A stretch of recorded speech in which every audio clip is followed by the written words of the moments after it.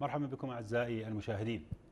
بعد موسم الحج يبدأ في العراق موسم شعائر محرم الحرام، طقوس جماعية تقام في كل مكان وزيارات للمراقد المقدسة.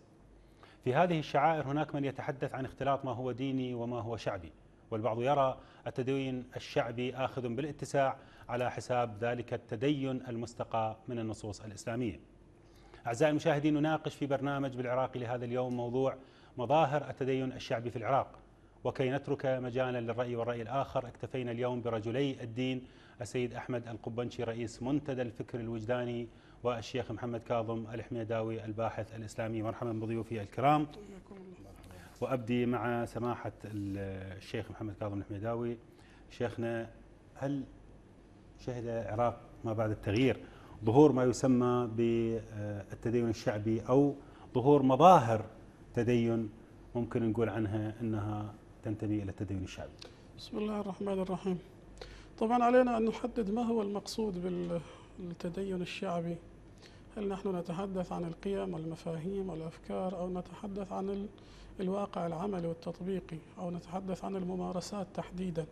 طبعا هذه الممارسات من الطبيعي جدا أن تظهر بعد السقوط، باعتبار أنها جاءت عقب فترة كبت ومصادرة للحريات وقمع شديد، فضلا عن معادلة اجتماعية طائفية بامتياز عاش الواقع العراقي بعد 2003. ومن الطبيعي أن الإنسان اللي يقهر واللي يتحدى واللي يقتل واللي يذبح على أساس مذهبي، على أساس طائفي، من الطبيعي جدا أن يتخندق على ذاته وأن يتقولب بقالب طائفي وديني، وربما يعبر عن ذلك بحسب وأفكاره وقيمه ورؤيته، يعبر عن ذلك ممارسات عملية قد نختلف معها وقد نتفق معها. هذا أولا. ثانيا، قضية التفكيك بين ما هو ديني وما هو شعبي لعله يحتاج إلى وقفة، لأن البعض يتصور أن المفاهيم الدينية سواء على مستوى القيم والأفكار أو على مستوى الممارسات لابد أن تكون وصفة جاهزة منزلة من عالم الغيب إلى عالم الواقع، إلى العالم الأرضي، وهذا شيء مغلوط تماما، لأن كثير من الممارسات ومن الشعائر هي بطبعها شعبية، وهي بطبعها قد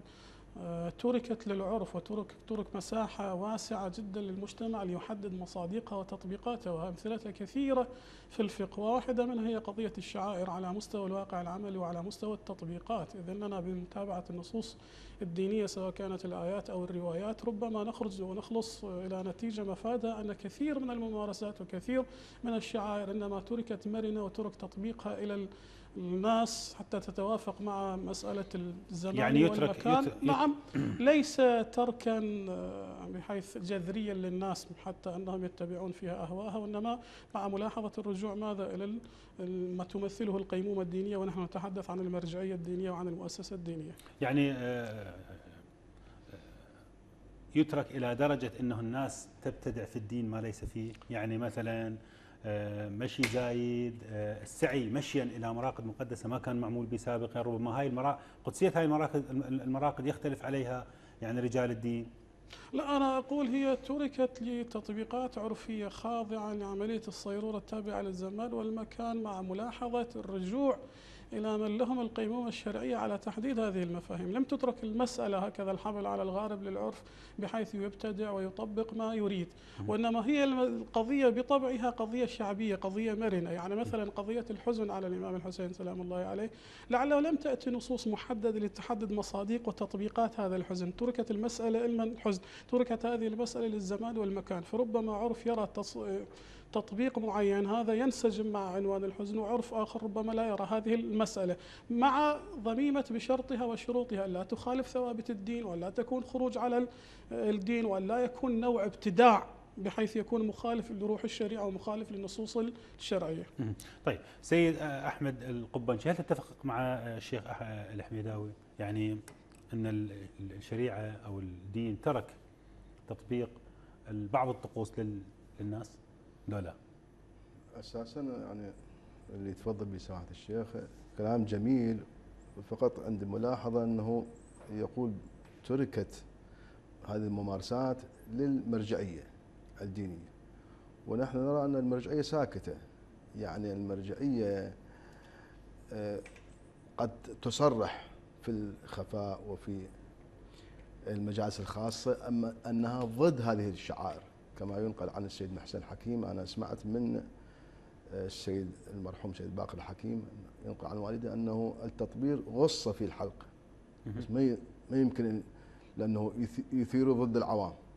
يعني المرجعات الأخرى تثير العوام ضد سيد محسن الحكيم، وهكذا بقية المراجع. يعني لا هو الشيخ الحميداوي قال لا يمكن الاعتماد قصدي على المرجعيات لتحديد الشعائر، لأن الشعائر لها صبغة عوام، والمرجعيات يخشون من العوام، يعني ليس لهم لديهم جرأة أن يبيحون بكل ما هو حق. يعني يدارون العوام، لا أقول أنه مصلحيين مثلا أو انتهازيين. طيب حضرتك مراقب الشارع العراقي، هل ترى أن هناك تتفق أنه مظاهر تدين شعبي؟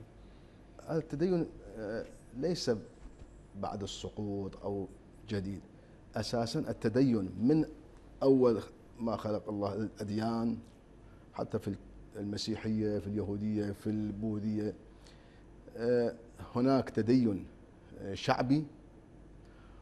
حتى في صدر الإسلام حسب ظرفية الإنسان، بعض الناس يهتم بقشور الدين، وبعض الناس عقلانيين، وبعض الناس وجدانيين يهتمون بالتجربة الدينية، يعني العرفاء. وهل على المستويات، يعني 3 أنحاء من التدين و3 مستويات من التدين.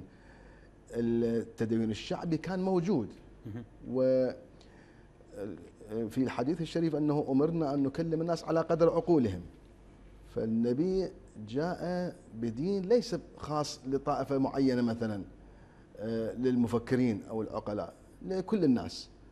فلا بد أن الخطاب يختلف للعوام، يهتم بهذه المظاهر، وللخواص ولخواص الخواص هناك خطابات متعددة في أصل الدين. وهذا اللي نشوفه، بخلاف مثلا بعض المذاهب الإسلامية تقول أنه بدعة. أنا لا أعتقد أنه بدعة، فقط نحن ضد التطرف في القشرية في الشعائر. يعني هناك طقوس مفيدة، هو الطقوس ماذا؟ يعني عملية ترميز للمقدس، للارتباط بالغيب. هذه الطقوس لابد أن تتوفر على جملة من الصفات حتى تكون مقبولة وعقلانية. يعني الطقوس، حتى بعض المفكرين يقولون أصلا أساسا الطقوس والعبادات لا دخل العقل فيها. نحن نقول لا، حتى الطقوس لابد أن تتوفر على قسط من العقلانية حتى تكون مقبولة. طيب هذه بين كلامك هذا بس باختصار شديد أريد أرجع للشيخ الحميداوي. بلي هذا الخلاف العقل، يعني بشرط أن لا تضر الآخرين أو لا تضر الإنسان نفسه، تبقى تعبر عن رمز ديني وقداسة. هذا أنت وصلت سيد أحمد القبنشي إلى معيار. أنا كنت أريد أسألك حقيقة عن المعيار، وين يعني هم اللي قالوا وتحدثوا أنه أو استنكروا التدين الشعبي، ربما تناولوا نفترض بعض المظاهر، مظاهر التطبير، حضرتك أطفال يعني دمهم سائل، بدأت القضية تصير مشاع يعني وتصرفات، وكل جماعة تشوف الجماعة الأخرى تزيد من التطبير وقبل وقت وفد مواكب كثيرة. يعني هذا وين حدوده؟ هي القضية أنا أعتقد ترجع لأكثر من سبب. السبب الأول أن كثير من الناس بما فيهم بعض المراجع والمراجع الدينية يفتون بجواز هذه الأمور في أغلبها. يعني قضية التطبير لا أقل، كثير من الفقهاء يبيحونها ويجوزونها ويعتبرونها من شعائر الله، يعتبرونها مظهر من مظاهر الولاء للإمام الحسين ولأهل البيت سلام الله عليهم. بالتالي ما هذا الإشكال لا يرد عليهم أصلا. وحتى اللي خالف في ذلك، يعني على طول التاريخ وجدنا الكثير من العلماء يخالف كثير من مفردات الشعائر إلى يوم الناس هذا. وأبرز من ظهر ربما تاريخيا سيد محسن الأمين العامل، وكتاب رسالة تنزيه الشعائر أو تطهير الشعائر اللي أحدث ضجة في ذلك الوقت، مرورا سيد أبو الحسن الأصفهاني، انتهى سيد الخامنائي، سيد فضل الله، وإلى اليوم حتى الشيخ اليعقوب موجود في النجف وله أتباع مقلدون كثيرون يفتي بأنه كثير من المفردات الموجودة هي مفردات دخيلة على الدين. فإذا القضية صارت أشبه بالقضية اللي جذرها جذر فكري ألقى بظلاله على الواقع العملي. ناس يرتبطون بمرجع معين يرى أنه لا إشكال في هذه الممارسات، وبالتالي كلما ازدادوا فيها كلما كان ذلك أكثر قربا، حسب ما يدعون أكثر قربا لله تبارك وتعالى. بينما ناس بالضد من ذلك يرى أن هذه الممارسات دخيلة على الدين وابتداع في الدين إلى آخره. أما هذه احنا من الطبيعي جدا أن كل إنسان إذا أراد أن يعبر عبر ممارسة معينة عن فكرة معينة، بالذات هذه الفكرة إذا كان لها جانب عاطفي، فهو ينطلق من ذلك انطلاقا من منظومته الفكرية، منظومته الثقافية. طيب وين؟ طيب هنا المؤسسة الدينية، حضرتك الآن رجل دين، وين يترك للدين، يترك الدين للناس تحدد ما هو يعني ما هو موجود بالدين؟ أنا قلت المؤسسة الدينية هي نفسها مختلفة على نفسها في هذه القضية، فبعض من يدعمها بشدة، ولدينا فتاوى كثيرة في هذا الصدد. يدعمها بشكل مطلق مهما كانت؟ يدعمها بالاتجاه العام، لا أقول أنها في كل شيء كل جزئية وبكل تفصيل حتى لا أغالي في هذه المسألة، وإنما إجمالا هو يعتبرها هذه من شعائر الله وهذه تعظيم، وإنها هي سبب بقاء قضية الإمام الحسين. وبالضد من ذلك أكو فقهاء كثير حاربوا هذه المسألة، وحتى على مستوى الخطباء الشيخ الدكتور أحمد الوائلي ورجل واضح يعني دوره واضح كمفردة صعب تخطيها في الفكر الشيعي، له موقف بالضد من هذه الشعائر ويعتبرها ابتداع إلى آخره. فأعتقد هي المسألة مسألة فكرية أكثر مما هي مسألة ممارسات وعاطفة. يعني قضية الانعكاس على الواقع الجماهيري جاء بعد أنه كانت قضية فكرية بالأساس، ثم انعكست. ربما نناقش كونها قضية فكرية لو هي أصلا امتدادها سلوكي شعائري.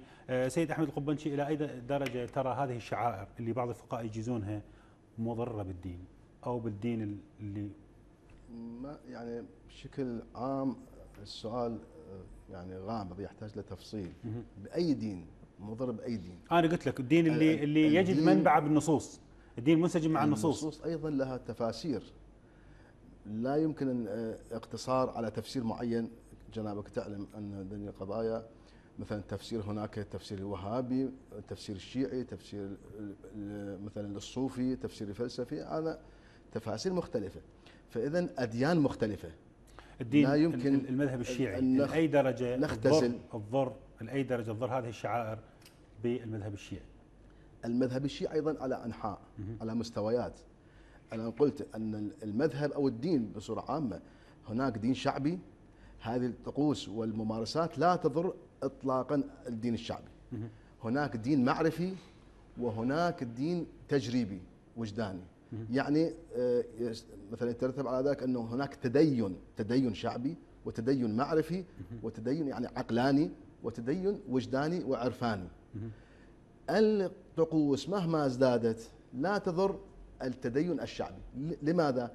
لأن أساسا التدين الشعبي قائم على هذه القشور، هو تدين قشري، تدين مصلحي، تدين لا يتوغل إلى العمق، لا عمق العقل ولا إلى العمق العاطفي والأخلاقي في الإنسان. يمكن إنسان نشوفه من العوام يمارس الطقوس ويطبر، ولكنه مثلا لا يصلي ويكذب وغير أمين، يعني أخلاقيا هو صفر، ولكنه يمارس جميع أنواع الشعائر. هذه الشعائر يجب أن نأخذها من الناحية النفسية. سماحة السيد، أريد أكمل وياك، خاصة بالنسبة لتقسيم الدين، دين شعبي ودين كذا ودين فكري ودين وجاني، لكن أعزائي المشاهدين بعد هذا الفاصل القصير.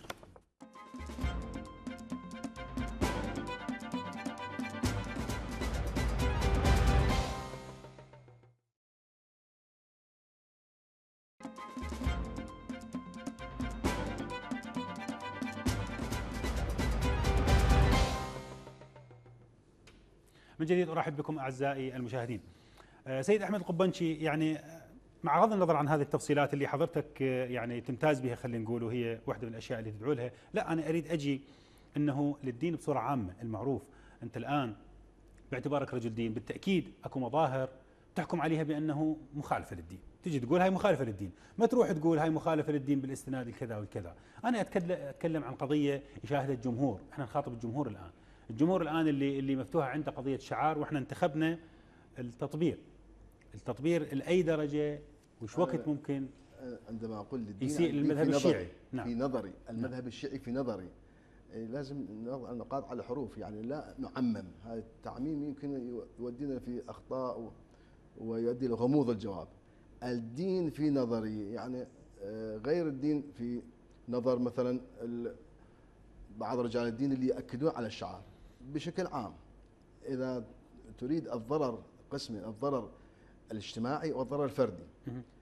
هذه الشعائر الازدياد منها، يعني الإفراط في هذه الشعائر يؤدي إلى لا أقول إلى الضرر، لأنه هو الممارس للشعائر هو يعتبرها فائدة مفيدة. نعم.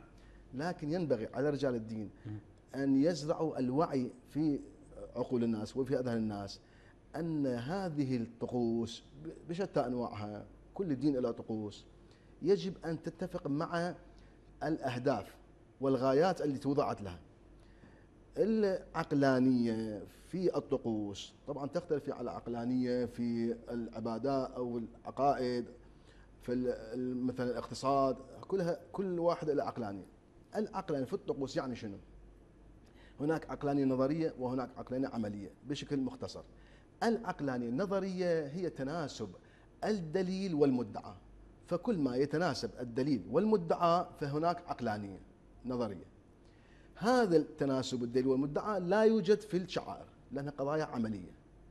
إذن العقلانية في هذه الطقوس عقلانية عملية. ماذا تعني؟ تعني التناسب. بالنتيجة أنت ما راح يكون عندك حكم. لا مو أنا عندي وقت محدد. تعني التناسب الوسيلة والهدف.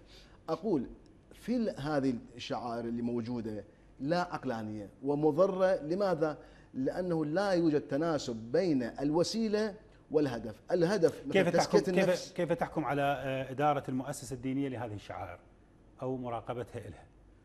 المؤسسة مع الأسف خاضعة لظاهرة الاستعوام كما يطلق عليها الشيخ المطهري، يعني متأثرة وخاضعة لطبقة العوام، لأنه طبقة العوام هي الأكثرية الساحقة. نعم. وأموال الحوزة من طبقة العوام، التجار أو طبقة عامة من الناس.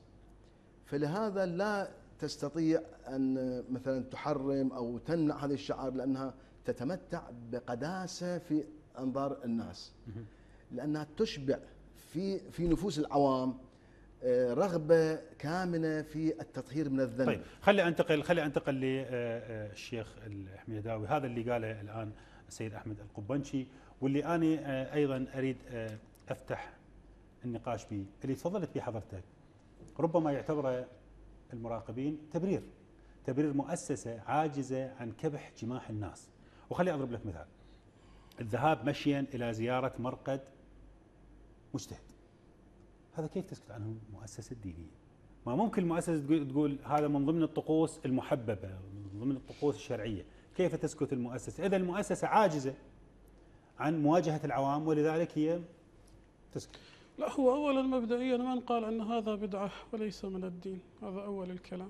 كثير من الناس يستطيعون أن يقولبونها بقوالب دينية ويقيمون عليها الدليل تلو الدليل على مشروعيتها. وأنا قلت لك يعني عندنا عناوين عامة سواء على مستوى الآيات والروايات تركت تطبيقها للواقع وللزمان وللمكان، فلعله واحد منها هذه المسألة. وأول ما يقال لك هذا فيه تعظيم لشعائر الله، فيه إظهار للشعائر، فيه إشاعة لأجواء التدين وإلى آخره. أنا لست في صدد الآن التبرير، وإنما حتى أكون مدافعا عنه. هذا اللي تقوله حضرتك الآن نحو من أنحاء الاجتهاد. هو يعني هذا ربما مجتهدون. دور المجتهد شنو؟ ربما مجتهدون هكذا. المكلف، أنا أقول المكلف. إحنا متى نشعر بوجود مشكلة؟ نشعر بوجود مشكلة عندما يكون رأي المجتهد شيء والتطبيق الواقعي شيء مغاير له. أنا أقول لك، من قال لك أن المجتهد يرى هذا ابتداع وهذا خروج للدين وهذا تغاير لما هو عنده؟ هو يقول لا، ما فيها إشكال، هذه المسألة وجائزة واذهبوا وكذا إلى السؤال ليش ما يقول هذا إشكال؟ ما يقول هذا إشكال لأنه بين قوسين مصالح تنظر. لا، هذا أولا. يعني إحنا أولا خلينا نفترض وجود تعارض ما بين الممارسة وما بين الجانب النظري والجانب العملي. أولا قد يقال لك ما في مشكلة بين الجانب النظري والجانب العملي، هذا أولا. وثانيا حتى لو هنالك وجود تنافر وتعارض وتناقض ما بين الجانب العملي والجانب النظري، بالنهاية المجتهد إنسان، والإنسان يخضع لظروف زمانية ومكانية ويخضع لمنطق الاستقواء ومشاكل، وهنالك ظروف وعناوين أولية وعناوين ثانوية وكذا إلى آخره. مو دائما الإنسان يعيش وكأنه يتكلم بالهواء الطلق، وكأنه معلق بين السماء والأرض، يتكلم ويبيح بأفكاره وآراءه، والمجتمع أمامه كالعجينة يشكله حيث يريد. بالعكس، هنالك ربما أضرار كبيرة، هنالك ردود فعل عنيفة، ربما تكون هنالك مفسدة أكثر حتى من إظهار الكلام. هاي نقطة. دعني أقف قليلا عند ما قيل، يعني هاي مسألة الأديان المختلفة. احنا نحاول قدر الامكان ان نقرا الدين على الاقل في قسم كبير منه قراءه بشريه، نتعاطى معه تعاطيا عقلائيا. كيف يتعاطى العاقل والانسان العادي المتخصص مع العلوم الاخرى؟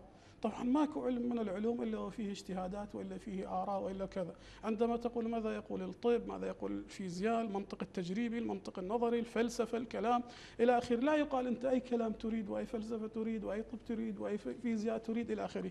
انا اريد ان اقول هو المنطق السائد، الانطباع الشائع، الانطباع العام.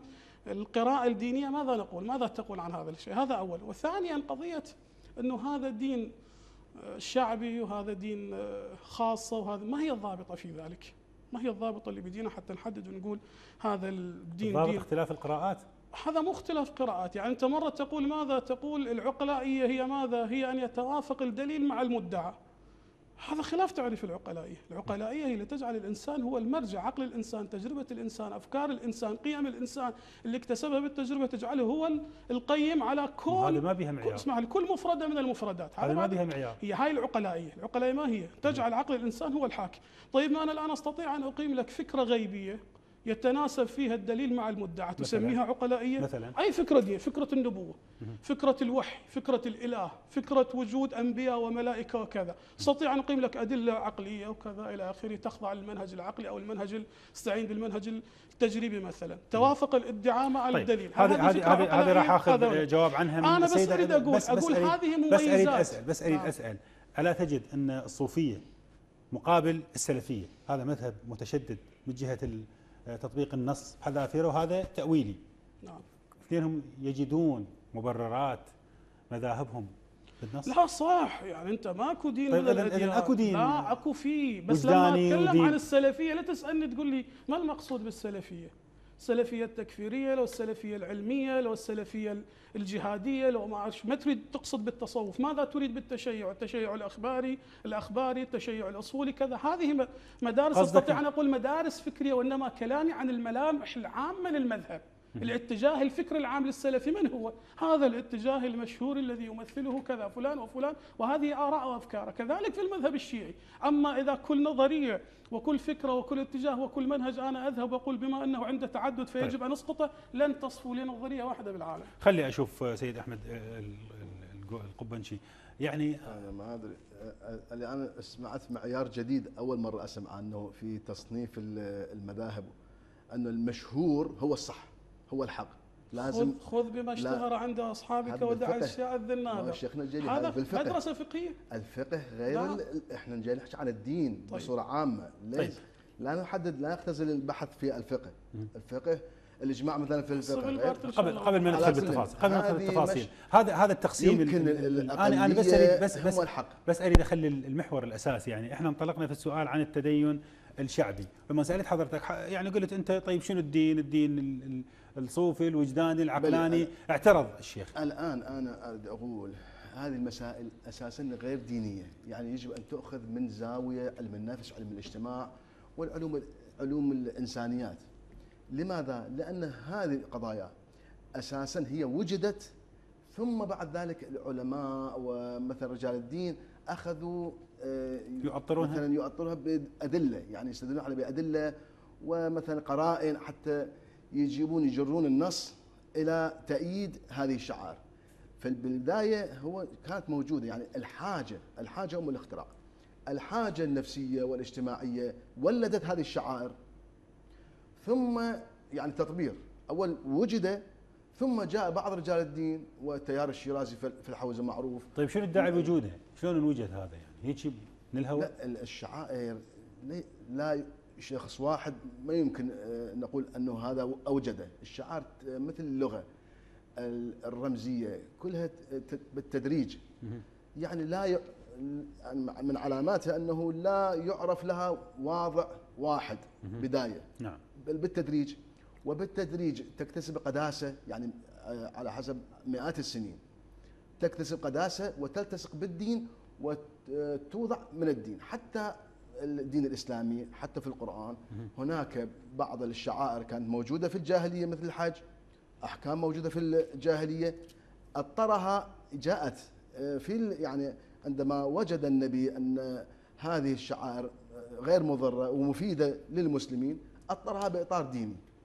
وهكذا هي العملية، عملية دائما كل الأديان هاي الشعائر والطقوس أول كانت موجودة، أول توجد ثم تتأطر بإطار معرفي وديني. فلا يمكن أنه نقول أن هذا الدليل الديني هو السبب، لا، الدليل الديني هو النتيجة مو سبب. وفي الحالة دور المؤسسة الدينية دور تبريري؟ لا، لعلاج، أحسن، تبريري. لعلاج هاي الظاهرة اكو سلبيات، لعلاجها لا يمكن أن نخضع نرجع إلى الأدلة الشرعية النصوص، لأنه كل طائفة كل فرقة من رجال الدين تقول بنص وتستند إلى نص في إباحتها أو تحريمها.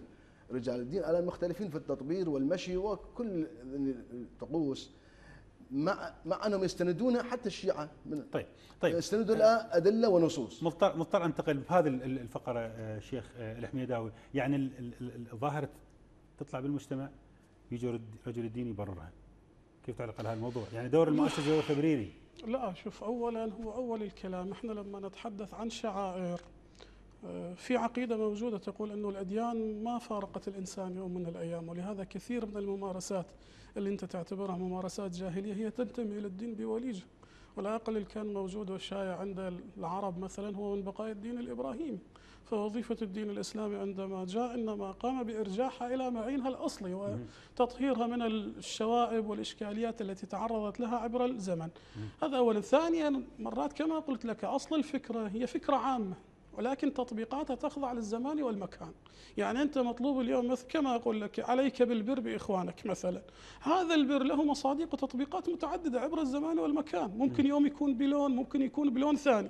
فعندما يظهر لون جديد ما كان معروف سابقا وأنت تبرره لا تعتبر متبررا له، تقول لا، أنا أصلا عندي عنوان عام وهذا العنوان خاضع لتطبيقات متعددة حسب الظروف الزمانية والمكانية. ثم أنا عندما أتحدث أقول إحنا إذا نريد نقرأ مذهب من المذاهب، يعني أروح مثلا للاتجاه الشاذ فيه لو الاتجاه العام الغالب. حتى الفقه بالنهاية مدرسة. لما أقول فقه هم تقول لمن؟ فقه الإمام الصادق، لو فقه أبي حنيفة، لو فقه أحمد بن حنبل، لو فقه فلان، لو فلان، أيضا مدارس متعددة. اسمح لي، عند هذه المدارس محددة مضطر أقاطعك شيخنا. أعزائي المشاهدين تابعونا بعد هذا الفاصل.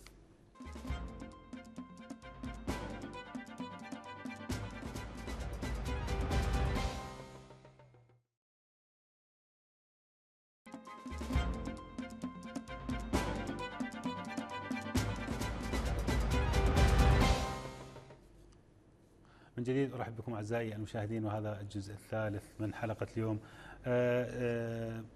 فضيلة الشيخ، يعني خلي أطلع من الموضوع اللي دخلت به اللي هو تقسيم المدارس وما شهر الرواية والفتوائية.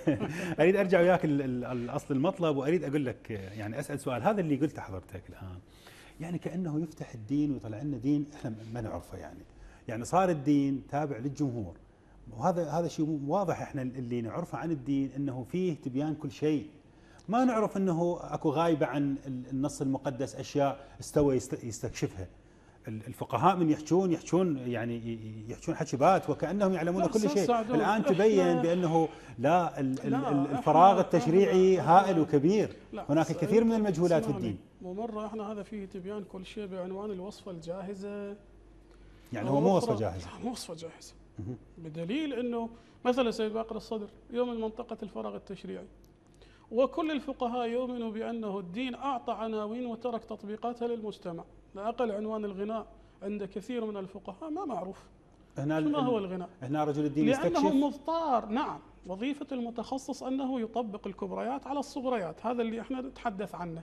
الدين يقول بما أنه المسألة هي مسألة صيرورة زمانية ومكانية واختلاف حالات وتطور مجتمع، أخذ المبررات والظروف الموضوعية بنظر الاعتبار، ولهذا ما أعطاك وصفة جاهزة فيها تفاصيل كل شيء كما يدعي البعض أنه بس اسمح لي، هذا التبرير اللي حضرتك. الآن صار التشريع شراكة بين الجمهور وبين الفقيه، وما عاد تشريع رباني. يعني الفقيه هو ابن الجمهور، فقيه ابن العرف، الفقيه ابن المجتمع.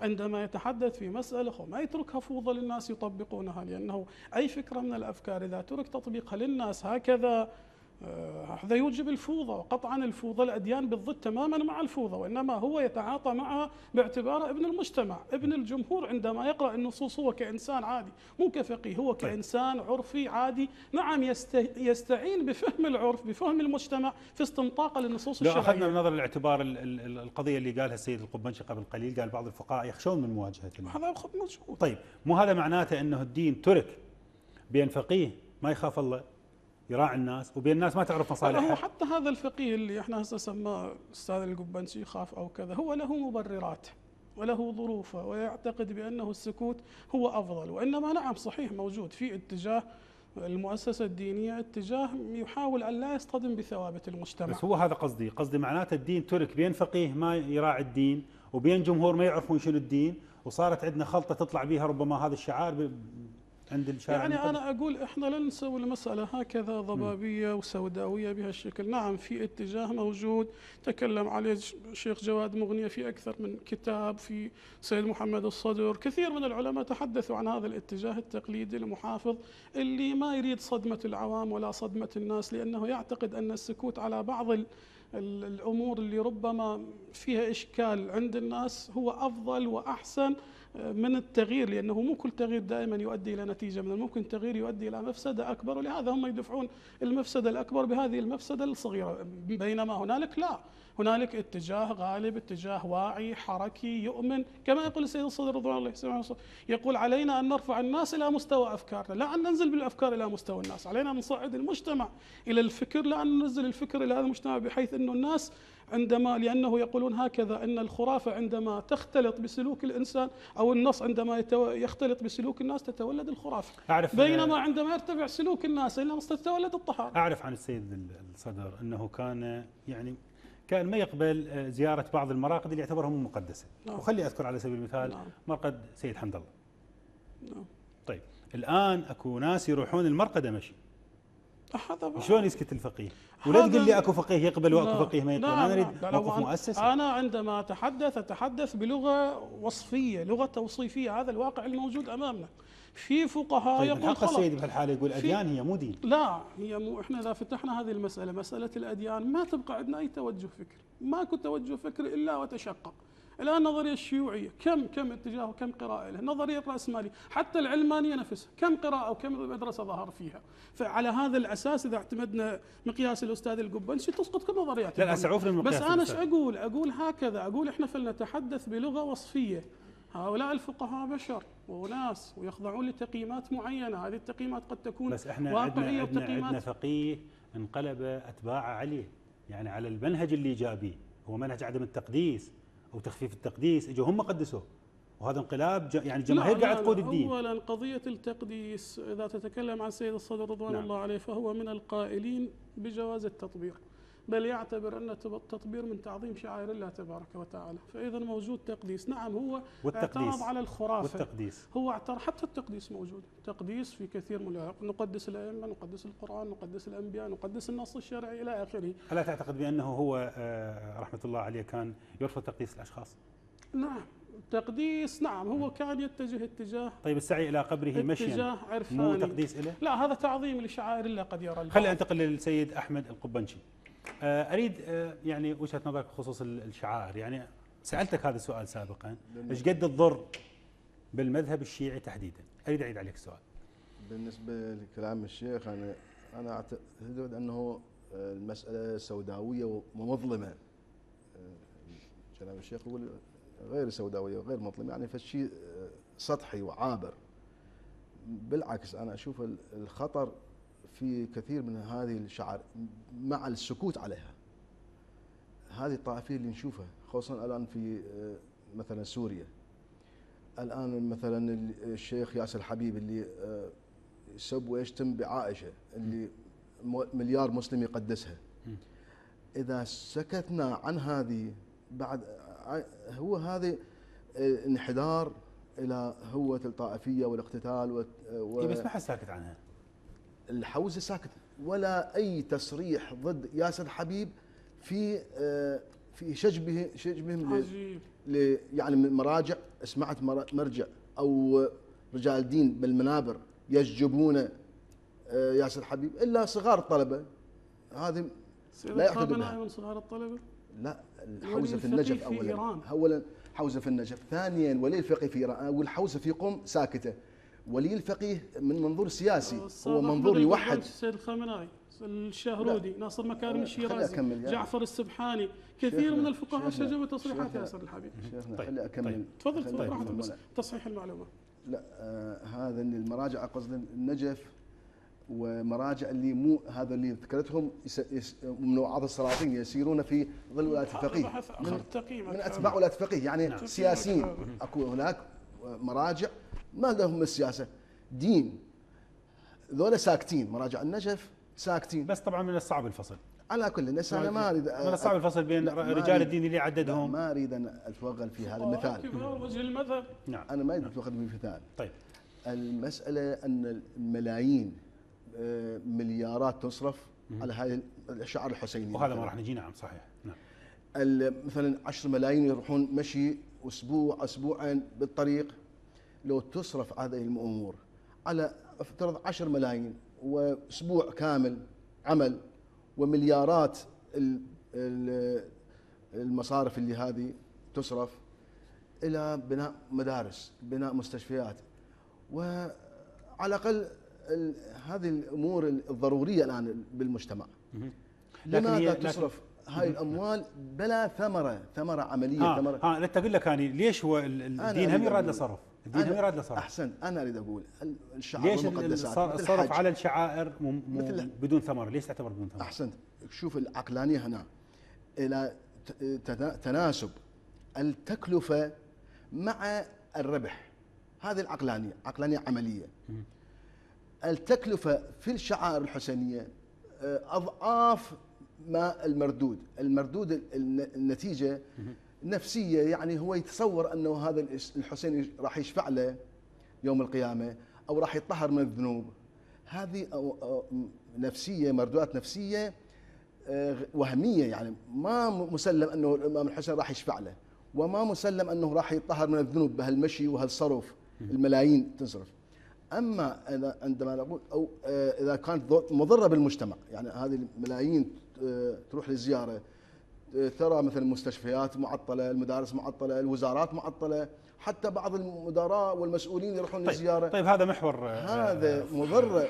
خلي انتقل للشيخ. هذه الشعائر مضره الان، صارت ضررها اكثر من نفعها. الضرر اكثر من النفع. وفعلا الا ترى انه الصرف يعني مواكب حسينيه بها ما لذ وطاب من بغداد. ليش من بغداد؟ وين ما تروح الى ان توصل كربلاء مسكوكه فت سكه واحده. هاي الاموال الطائله يعني هو مو المفروض تصرف على الايتام. اولا السؤال المطروح هو هذا، هو من الذي يصرف؟ ايا كان. لا من يصرف؟ الدوله؟ حتى نروح نعاتب الدوله؟ الدوله تصرف والمواطنين يصرفون والتجار يصرفون والحوزه تصرف. لازم رجال الدين يعلمون المواطنين يصرفون. هذه هدر بالطاقات. اولا الناس هي تصرف، والناس عندها خط الشعائر خط احمر، ونحتاج ل100 سنه حتى نتجاوز هذه المساله. طيب اذا صرفت الدوله تجاوزها، هاي الناس صرفت، هاي ممكن المؤسسات نعاتبها، ممكن لدينا اجراءات قانونيه، نلجا البرلمان، نلجا الدستور، المحكمه الاتحاديه الى اخره. بس انا اقول اولا انا اؤمن بانه كثير من الصرف مبالغ به، وكثير من الصرف المفروض يصرف في امور وموارد اخرى.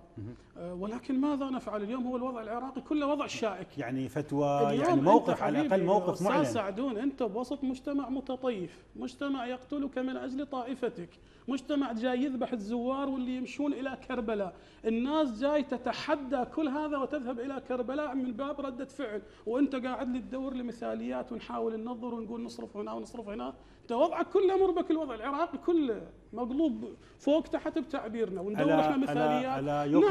ألا يقلق المؤسسة الدينية يعني الأيتام، كثرة عدد الأيتام والأرامل؟ طيب هاي الفلوس ما ممكن توجيهها؟ تعتقد بأنه الماشي الكربلاء إذا تقول له هاي الفلوس اصرفها لليتيم يعتبرك ضد أنا أعتقد لا، موجودة. نعم الآن إذا تطرقت للشعائر الحسينية بأي كلمة ولو كان أعلم العلماء من الممكن أن يسقط إلى أسفل سافلين، لأن قضية شعائر الحسين لها قدسية ارتبط فيها التاريخي بالعاطفي بالعقائدي بالشعارات كلها في وجدان الإنسان.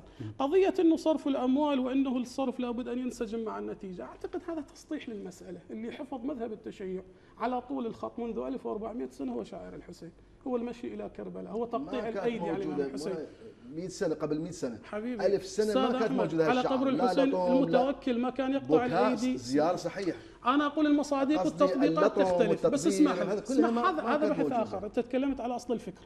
كانوا يذهبون إلى كربلاء ويقيمون ويقرؤون الشعائر ويقرؤون أصل الفكرة ما كنا يقرؤون الشعر ويتجمعون ويبكون والى اخره. هو اللي حافظ هذا. راح ارجع وياك على دور الشعائر بحفظ ما قلت عليه، حفظ المذهب الشيعي، لكن اعزائي المشاهدين بعد هذا الفاصل.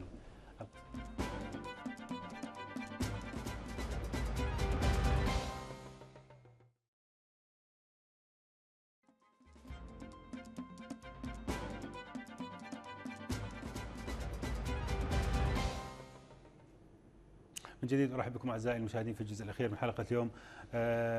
شيخنا، يعني حضرتك قلت بانه الشعائر هي اللي حفظت المذهب الشيعي، وانا اريد اضرب لك الكثير من الامثله.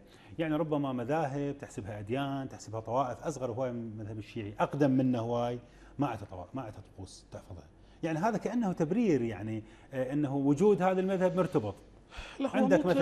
عندك مثلا الطوائف كثيره يعني موجوده. لا هو مو تبرير، انت اقرا التاريخ. الزيديه مثلا، اخذ الايزيديه مثلا. اسمع لي، وين ذول هم ناس بقوا بالجبال ويتلاحقهم القتل موجودين، يلاحقهم القتل وما انتهوا موجودين. اسمح لي، يعني انت هذا المذهب ولد في اصل ولادته مذهب معارض، وعلى طول الخط كان نشازا، وكان التقتيل والتهجير وهدم الدور والملاحقه، حتى وصل ان يقال للانسان زنديق افضل مما يقول له الشيعي او رافض الى اخره. طيب. هذا على طول الخط، ثم بعد ذلك تنقلب كل الامور فيشكل دول، الدولة البويهية، الدولة الإسماعيلية، دولة بني حمدان، الدول المشعشعية، الصفوية، كذا إلى آخره، ثم يصل اليوم إلى أكبر مذهب موجود، مذهب إسلامي على الكرة الأرضية. هذا تعتبره يعني عامل طبيعي مثلا، نمو طبيعي لهاي قضايا ترجع في وجدان كمان نقول له عوامل غيبية، أو ترجعون أنت إلى عوامل عاطفية رومانسية كذا استطاعت أن تربط ما بين القيم والمقدسات وما بين عاطفة الإنسان. هذا اللي إحنا نقوله عندما يصل الأمر إلى تقطيع الأيدي على قبر الإمام الحسين، والإمام المعصوم الإمام الهادي في ذاك الزمان موجود ولا يحرم المسألة، مع أن زيارة الإمام الحسين مستحب. تفسير المنطق لذلك هو يرى أن بقاء الإمام الحسين ببقاء هذه الشعائر. أنا طبعا لا يفهم من كلامي هذا، أنا مع كل التفاصيل، طبعا أنا لست مع هذا البذخ في الأموال، وأقول لو توظف في موارد أخرى كان أفضل. ثانيا هذا المشي الكثير لست معه، الناس تمشي حتى في أيام العيد، يجب أن ننظم من وجه، ولكن الكلام هنا متى، أين الزمان والمكان الذي نستطيع به من خلاله نهذب الشعائر، ومن يستطيع أن يهذب الشعائر في هذا الظرف المتقولب. من يستطيع أن يهذب الشعائر؟ لا تهاج الشعائر بأفضل. لا أنا راح أقول لك الآن، يعني ربما أحتاج أعتذر للمشاهد عن هذه التوصيفات. المذهب الشيعي الآن أمسك أغلبية في دولة، إذا هو أغلبية في دولة وما يلتفت للإصلاح، وبعده يتكلم بلغة الاضطهاد ولغة عندنا تجارب إصلاحية في لبنان، عندنا تجارب إصلاحية في إيران. ليش؟ وعندنا تجارب إصلاحية في العراق أيضا، يعني لما أصدر السيد محسن الأمين العاملي فتوى بتحريم كثير من الشعائر ساند السيد أبو الحسن الأصفهاني اللي هو كان المرجع في ذلك الزمان، وكثير لا من مس مشاعر الجمهور. نعم، أنت بعض الفقهاء نعم هكذا، ولكن بعض الفقهاء يقيم يقول هذا الظرف مو ظرف إصلاح الآن، أنتم تبحثون عن المثاليات. وهذا يقول هاي ظرف دولة، هاي ظرف دولة. احنا الآن مع عدو ومع ظروف تريد استئصالك من الوجود، وأنت تبحث لي عن مبررات وتبحث لي. الآن الجمهور يستنزف موارد الدولة، موارد الدولة الأمنية وموارد الدولة الاقتصادية يعني وموارد الدولة الصحية، وأنتم ساكتين. أقول لك إحنا متى ما كانت عندنا دولة مستقرة ودولة تكفل كل حقوق مواطنينها، والأمن مستتب والوضع السياسي مستتب، والإنسان يستطيع أن يعبر ويستطيع أن يتكلم ويزول الخطر على المذاهب، لا أقل مو المذهب الشيعي، المذهب الفلاني المذهب لا يكون مستهدف، عند ذلك تنفتح مساحة واسعة من مطالب الإصلاح. تعال نبحث عن الإصلاح. أما الآن في هذه الظروف اللي يقتل الإنسان بمجرد أنه شيعي مثلا، انت تبحث عن كماليات، تبحث عن مثاليات، وانا طيب خلي احافظ على وجودي قبل ان احافظ على هذه سيد أحمد الكماليات. القبنشي، هذه كماليات. يعني حضرتك الآن طارح نفسك باعتبارك إصلاحي، وفعلا ألا ترى بأن الناس مو حمل هذا الإصلاح، مو حمل الآن إقلاق استقرارها النفسي، هي مهددة الآن. يعني خلينا نقول نرجع مرة ثانية، الأغلبية في العراق الآن مهددة مضطهدة، يمشون ويفجرونهم. الآن تجي أنت تطرح عليهم طرف فكري. صحيح. هذه المسألة يمكن تؤخذ من زاويتين. زاوية مثل ما تفضل الشيخ، هذه زاوية علم الاجتماع والسياسة. نهتم بالهوية الشيعية، وأن الشيعة مهددون، وأن الطائفة مهددة، وأن هاي الشعائر حفظت التشيع مثلا 1400 سنة. هذا كلها كلام بالجانب الاجتماعي والسياسي. أما بصفة رجل دين، يعني على رجال الدين أن يهتمون بتدين الناس وإيمان الناس، الارتباط مع الله. هذا أصل وظيفة رجال الدين، ليست قضية اجتماعية، قضية دينية. بحثنا موضوعنا بقضية دينية، أن هذه الشعائر هل توصل الإنسان إلى الله؟ هل تزيده معنويات؟ هل تزيده أخلاقا؟ هل تعمق في نفسه القيم الأخلاقية؟ نجد بالعكس. لماذا؟ لأن الإنسان دائما إذا اهتم بالشعائر، اهتم بالقشور، يعني هذا المشي، هذا التطبير، هو سيجد نفسه قريبا من الله، سيجد نفسه أنه هذا الحسين يشفع له يوم القيامة، سيجد نفسه أنه حتى لو ارتكب كثير من الذنوب، حتى لو كان مثلا من الناحية الأخلاقية ناقص الأخلاق، يجبر، عملية جبران، عملية نفسية، يجبر النقصان الأخلاقي والنقصان الإيمان الديني بهالشعائر. يعني ولهذا كثير من المطبرين شوف لا يصلون لا يصومون لا دينين، يعني ويمكن يشرب، ولكنه شوف يوم عاشوراء يطبر. ليش؟ لأنه هو عنده إحساس بالذنب، يريد أن يجبر هذا الإحساس بهالتطبير، بهالشعائر، هالمشي. فهذه المسألة، هذه المسألة مضر، لأن من الناحية الإيمانية، من الناحية مضرة، ولو كان من الناحية الاجتماعية والسياسية الحق مع الشيخ وصحيح، لكنه من الناحية الإيمانية هو وظيفة رجال الدين أن يزيدون، وظيفة رجال الدين البحث أيضا عن مقاصد الشريعة، المصالح العامة، المصلحة العامة، أنه يحافظ على وجود ما يسمونه بالمذهب، وجود الهوية. المذهب إذا الهوية قد تمسخ المذهب، قد تمسخ تدين الإنسان، قد تمسخ، يعني الإنسان مثل ما يقول ماركس ويقول فويرباخ تزرع فيه الاغتراب والاستلاب، يعني تصور له أنه هذا هو إيمان حقيقي، هو المشي والتطبير والبكاء الحسين، هو هذا الإيمان الحقيقي، ويغفل عن الأخلاق، والأخلاق هي جوهر الدين. يعني النبي قال أنه إنما بعثوا لأتمم مكارم الأخلاق. ولهذا وين الشعائر وين شعائر ضربت الأخلاق وعافوها رجال الدين؟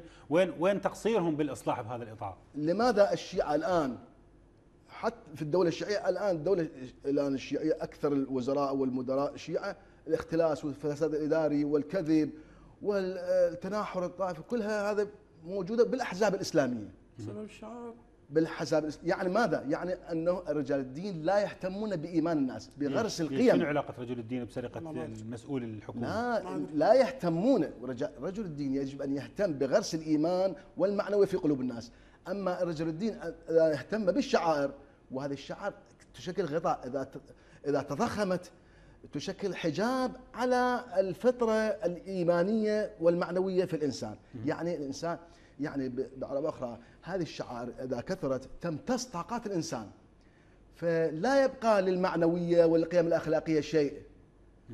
إذن بعبارة أخرى، الجمهور استنزف القيمة الحقيقية للدين، حولها إلى طقوس وشعائر لطم، حتى يقول لك حتى اللي يشرب يمارس المحرمات الدينية يجي يلطم، وبالنتيجة صار ممكن الفساد. ورجل الدين هنا، إذا اسمح لي بس أكمل السؤال، رجل الدين يباوع بسلبية، يشوف من هنا تبسيط للدين، استنزاف إليه، صار شائع بأنه الدين هو هذا، أنه تلطم، أنه تطبر، أنه تمشي، وبالنتيجة تقدر تغسل قلقك من السرقة. لا، أولا من قال هذا؟ يعني احنا مذهب قائم على أساس أنه شيعتنا من أطاع الله واشتد ورعه، وهذا اللي يتكلم على هذه الممارسات إنما هي جزء يراد لها أن تكون من الدين، ولم يقل أحد بأنه أنت ما دام سارق وحرامي وكذا بس احنا ومختلس طهر نفسك ما قاعد بالتطبيق نشوف تذهب هجوم المسألة. كافي يناسب ما يقال عن أخي أنت الآن من قبل رجال الدين على الفساد. اسمح لي، تتحدث عن مجتمع خرج من القمقم بعد السقوط، عن ملايين. هذه كم مؤسسة تحتاج حتى أنت تستوفيها؟ تحتاج أمن، تحتاج أمان، تحتاج بنية اجتماعية مهيئة لذلك. ووين هذا الواقع؟ يقول لك كله؟ المسؤول ينتسب إلى المؤسسة الدينية، حزب إسلامي. وما علاقة السارق المختلس اللي يفترض أن يكون إسلامي بالشعائر الدينية؟ يعني حديثنا عن الشعائر الدينية، ثم أنه كثير من الشعائر. شيخنا أنتم عندكم حزب إسلامي، نعم. وعندكم مسؤول. المسؤول هو هذا الكلام، مسؤول تحاسبوه. احنا عندنا، خلينا نحكي بالمسميات، عندنا حزب دعوه، عندنا فضيله، عندنا مجلس اعلى، عندنا حزب اسلامي. اسمح لي، يعني انا بس اريد أقول لو المؤسسه المسؤوله عن هاي الاحزاب سائلتهم ما يبقى عندنا سرقه. ثلث من 3 أثلاث تدير الدوله العراقيه، والدوله العراقيه كلها الان عليها علامات استفهام، والكل متهم بالفساد لا اقل. يعني انا ما اعرف لماذا مثلا الكرد العلماني استثني، المسلم العلماني استثني، الانسان العادي استثني. ما هي المشكله عامه سياله مع الجميع، وهذا راجع الى بنيه الدوله. الدوله الان دوله حديثه، دوله مؤسساتها ما زالت فتيه، ما زالت دوله مو قويه، ولكن مع هذا هي تمشي الى اخره. قضية مال الشعائر وكذا، يا أخي هذا خلاف آراء المستشرقين. أنا قارئ لمستشرق ألماني يقول أنه سبب انتشار التشيع وانتقاله من عدد الأيدي، عدد الأصابع اليد في الهند مثلا، إلى يشكل الدور الثاني في عدد الطوائف والأديان بالهند، هو سبب قضية الإمام الحسين وشعائر الإمام الحسين. ويقول أنا حضرت بنفسي وجدتها بذا، يصفها أنها مدرسة لكن هو رد عليك القبنشي يقول لك دور رجل الدين الحفاظ على نصاعة الدين، مو يفترض الأستاذ القبنشي يفترض في تنافي وتعارض ما بين هذه تقول تماكو تنافي بين هذه الممارسات وبين الوصول إلى الله تبارك وتعالى. أنا أقول لا، كثير منها ما فيها تنافي. نعم عندنا ملاحظات على البعض، علامات استفهام على بعض هذه المفردات، ولكن لا يعني هذا إسقاط كل المفردات. لا أقل أننا مأمورون بموروثنا الديني الوصول إلى من أراد الله بدأ بكم، ومن وحده قبل عنكم. وبالتالي إحنا منساقين ضمن هذا المسار، مسار أهل البيت، ونرى أنه الشعائر والممارسات والكذا توصل إلى الله تبارك وتعالى. فمو أنا ما دام أنه عندي والله إشكالية هنا وأحاول أن أسقط النظرية كاملة من خلال الخطأ ببعض مفردات التطبيق. ما تصفى عندي نظرية من النظريات. الآن تتحدث عن المسجد، كم عدد السراق بالمسجد مثلا؟ تتحدث عن الحج، كم عدد الذين يذهبون للهجر؟ يا أخي مسألة تقهر الناس، لا تقيم الناس، أشو إذا جبرت الناس بالقوة. أنا تكلمت عن أحزاب. يا فضيلة الشيخ أعزائي المشاهدين، وصلنا إلى نهاية حلقة اليوم، وفي نهايتها أشكر ضيوفي الكرام السيد أحمد القبنشي رئيس منتدى الفكر الوجداني، والشيخ محمد كاظم الحميداوي الباحث الإسلامي. أعزائي المشاهدين راسلونا على العنوان الإلكتروني الظاهر أسفل الشاشة. شكرا لكم على المتابعة وإلى اللقاء.